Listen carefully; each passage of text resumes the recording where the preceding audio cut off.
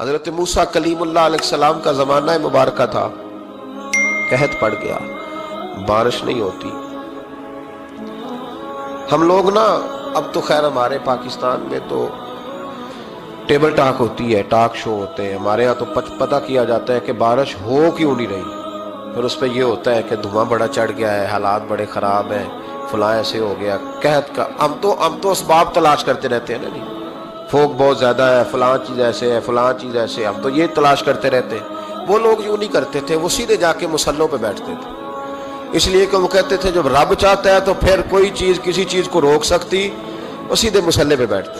اعلیٰ حضرت فاضل بریلوی رحمۃ اللہ علیہ کے پاس ایک مولانا محمد حسین آئے، وہ فلکیات کے بڑے ماہر تھے، تو اعلیٰ حضرت نے فرمایا ذرا ستاروں کا حساب لگا کے دکھاؤ بارش کب ہوگی۔ کہنے لگا پورا مہینہ تو نہیں ہوگی۔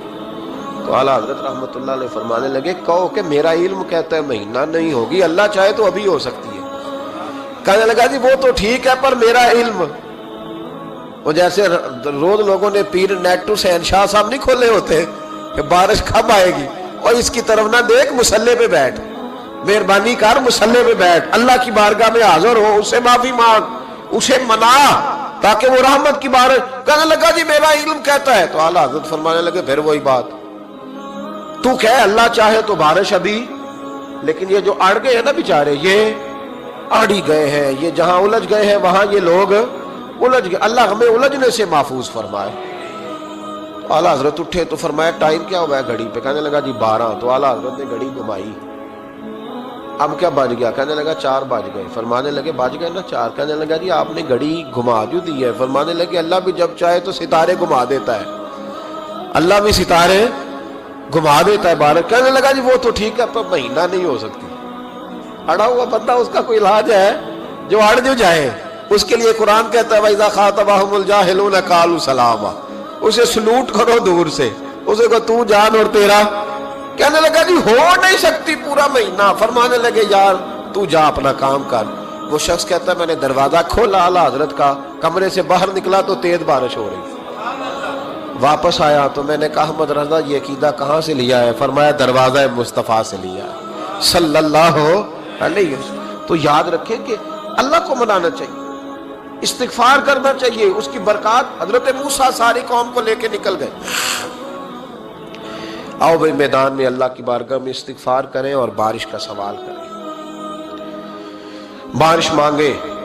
جب باہر نکلے دیر تک دعائیں ہوتی رہیں تو حضرت موسیٰ علیہ السلام کو رب کریم نے وحی فرمائی کہ موسیٰ آپ کی قوم میں نے ایک شخص ہے جس کو 40 سال ہو گئے نافرمانی کرتے، اس نے رب سے صلح نہیں کی۔ کتنے لوگ ہیں؟ ایک، اور 40 سال سے وہ نافرمان ہے، اس کو مجمع سے نکال دو بارش ہو جائے گی۔ اگر ایک گناہ گار کی وجہ سے بارش رک جاتی ہے، اور جہاں دروازے کھلے ہوئے ہیں، جہاں تنہائیاں خوفناک ہوں، اور جہاں تباہی اتری ہوئی ہو، اور جہاں لوگ کروڑوں روپیہ مال ہڑپ کر گئے ہوں، اور جہاں علماء کو ہتھ کڑیاں لگا کے ٹھنڈی زمینوں پہ لٹا دیا جائے اور قوم کہہ رہی ہو اچھا ہوا اچھا ہوا، اور لوگ پھبتیاں اڑا رہے ہوں، مذاق کر رہے ہوں، تو پھر اس قوم پہ کس طرح کر کے فضل الہی۔ اور یہ مولوی کا معاملہ نہیں، یہ تو ممبر رسول کا معاملہ ہے۔ میرے مصطفیٰ نے یہ نہیں کہا پیر میرا وارث ہے، حضور نے فرمایا عالم میرے دین کے وارث ہے۔ ہاں حضور نے فرمایا جس نے عالم کے چہرے کا دیدار کیا سمجھے میں نے اپنے نبی کی زیارت کی ہے۔ لیکن یہاں تو خیر یہ عنوان نہیں، ورنہ میں اس پر جاتا۔ ہائے، تو کہا ایک بندہ ہے 40 سال سے اللہ کی نافرمانی کر رہا ہے، وہ اگر نکل جائے تو بارش ہو جائے گی۔ حضرت موسیٰ نے اعلان کر دیا بھی ایک شخص ہے، وہ اگر نکل جائے تو بارش ہو جائے گی۔ پتہ تو ہوتا ہے نا سب کو، مجھے بھی پتہ ہے کہ میں اندر سے کیسا ہوں، اور آپ کو بھی خبر تو ہوتی ہے نا جی۔ جب بات ہو رہی ہوتی ہے تو پھر پتہ تو چلتا ہے نا کہ بات کہاں جا کے سیٹ ہو رہی ہے، پتہ چلتا ہے نا۔ اسے بھی چل گیا پتہ، اب اندر ہی اندر رونے لگا۔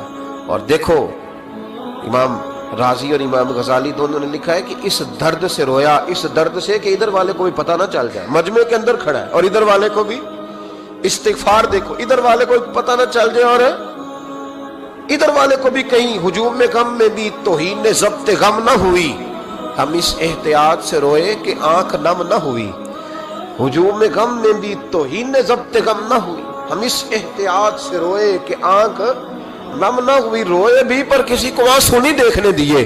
اب اس درد سے کہتا ہے اللہ تو تو معاف کرنے والا ہے نا, تو تو معاف کرتا ہے, پردہ پوشی کرتا ہے. اور مالک اگر لوگوں کو پتہ چل گیا تو میرے تو بچوں کا بھی جینا حرام کر دے.